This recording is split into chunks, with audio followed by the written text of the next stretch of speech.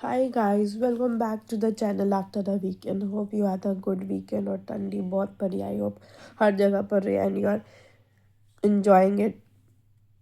Okay. So last class we have started with Ehlers-Danlos syndrome and we have started with the oral findings of Ehlers-Danlos syndrome.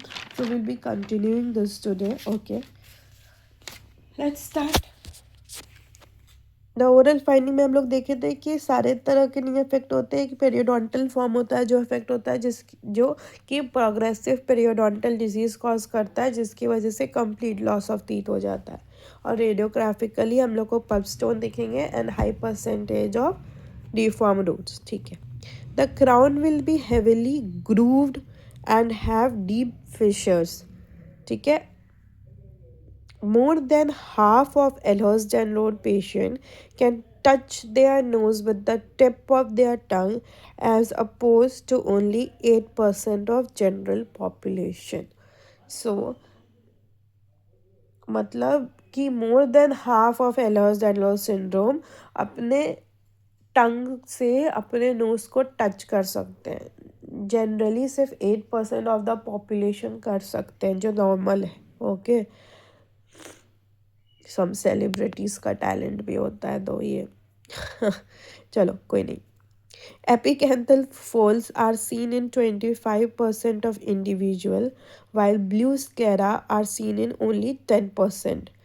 तो facial हम लोग को क्या क्या दिखेगा. एपिकैंथल folds दिख सकते हैं लेकिन वो भी 25% ऑफ पेशेंट में दिखेंगे. और ब्लू स्क्लेरा दिख सकते हैं लेकिन वो भी ओनली 10% ऑफ पेशेंट में. Okay. Eversion of the upper eyelids resulting in protrusion of the tarsal plates called Mettnier sign can occur. Okay. तो अपर आईलिड का इवर्जन होता है. ठीक है. तो उसको बोलते हैं हम लोग मेटेनियर साइन. ये देखने को मिल सकता है. तो फेशियली हम लोग को या ओरल फाइंडिंग या फेशियल फाइंडिंग अपन को ये देखने मिल सकता है ना. The TMJ along with other joint has been reported to undergo and be at risk for dislocation. Okay. या तो डिसलोकेशन हो जाता है या रिस्क होता है डिसलोकेशन का TMJ with other joints. Okay. Now the pathogenic defects seem to be related to type 3 collagen. The primary site of deformity is skin, vessels, joints and tendons. The collagen in this syndrome does not seem to be like cross-linked. It is postulated that enzyme deficiencies such as procollagen peptidase and lysine hydroxylase fail to develop hydroxylysine cross-linking and therefore fail to convert the extracellular soluble procollagen into insoluble mature collagen. तो basically the pathogenesis behind this is that कि cross linking नहीं होता है. जो collagen में cross linking होना चाहिए वो नहीं होता है. और जिसकी वजह से जो extra cellular soluble procollagen है वो इनसॉल्यूबल मैच्योर कोलाजन में कन्वर्ट नहीं हो पाते. तो this is the postulated theory बोल लो या फिर पैथोजेनेसिस बोल लो behind this syndrome. Okay. Coming to the differential diagnosis. Marfanoid hypermobility syndrome. Okay. It is a type of syndrome. ठीक है. उसमें हाइपर मोबिलिटी होता है लेकिन इसमें स्ट्रेचेबल स्किन नहीं होता.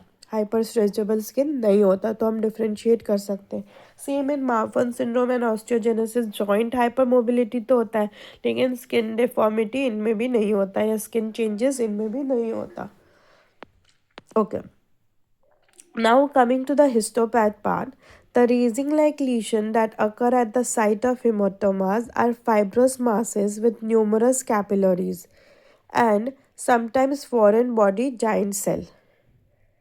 Subcutaneous nodules show partially necrotic fat tissue with dystrophic calcification surrounded by dense collagen. तो रेजन लाइक लीजन्स दिखते हैं वो एट द साइट ऑफ हिमाटोमास क्योंकि इसमें ब्लीडिंग टेंडेंसीज ज़्यादा होती है काइमोटिक फॉर्म मेनली.